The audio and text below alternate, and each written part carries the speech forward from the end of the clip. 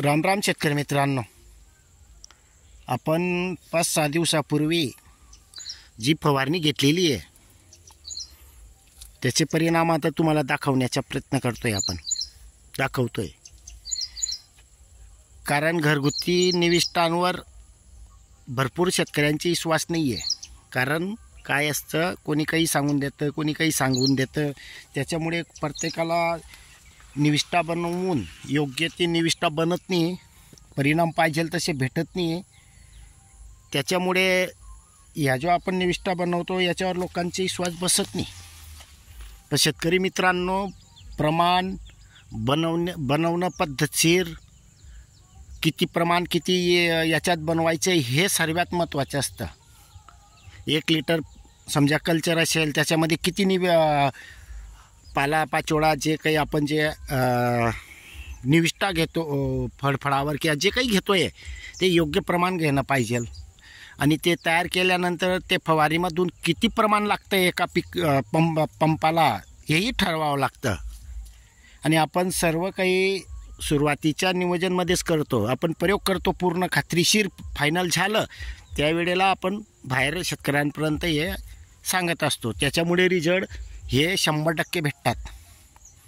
आता आपण जे लसूणचा अर्क बनवलेला होता, तंबाखू, लसण आणि आपलं हरितशक्ती आणि आता हरित रक्षक म्हणून जे काही कीटकनाशक, बुरशीनाशक ऑल इन वन जे बनवलेलं आहे त्याचे परिणाम आता दाखवतोय मी तुम्हाला.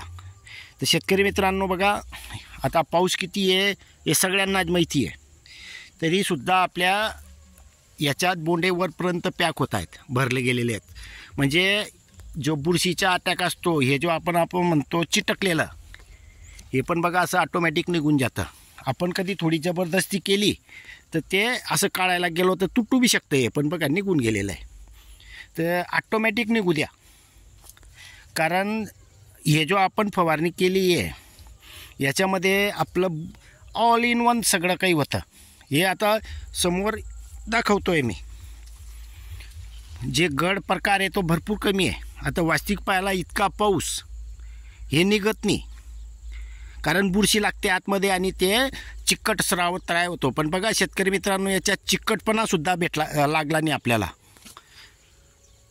कारण हे काढताना तुटू शकतं, त्यात शंका नाही आहे.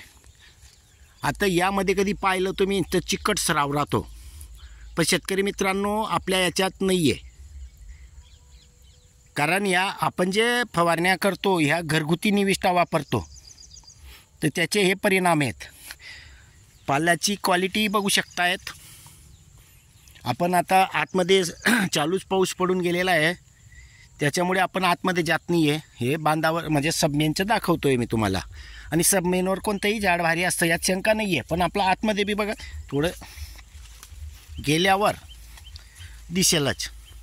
असं नाही बांधकोपऱ्यावर आहे, इथं दाटी आहे तरीसुद्धा बघू शकतात तुम्ही. आजची कंडिशनमध्ये कापसामध्ये पाहिजेल तो माल लागून गेलेला आहे.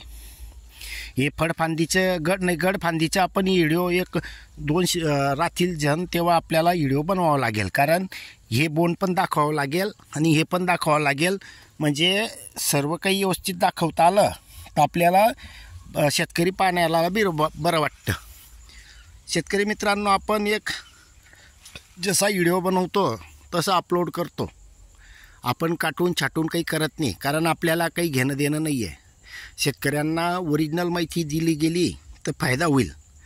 पण काही शेतकऱ्यांना कसं वाटतं की बा आजपर्यंत काही भरपूर नैसर्गिकवर सल्ला देणारे बी भरपूर आहेत, फायदा होतोच असं बी नाही आहे. कारण निविष्ठांमध्ये बदल असतो. पण आपण ज्या निविष्ठा बनवलेल्या आहेत त्या स्वतःच्या फॉर्म्युल्याचे आहेत भरपूर. म्हणजे आता जे शक्तिवर्धक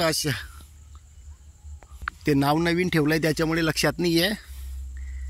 पण हे जो आपण नवीन बनवलेलं आहे ना, हे आपण सांगितलं पण आहे. अशा निविष्ठा या घरगुती आणि स्वतः बनवलेल्या आहेत. काही फॉर्म्युले आपले स्वतःचे आहेत, त्याचे हे परिणाम आहेत. तर शेतकरी मित्रांनो, आजच्या कंडिशनमध्ये कापूस आपल्या ह्या पद्धतीनं आहे. रासायनिकमध्ये आपण 1 रुपयाचीही फवारणी इथे केलेली नाही आहे.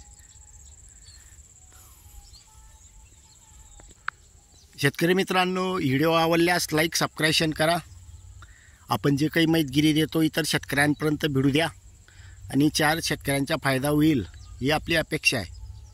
धन्यवाद.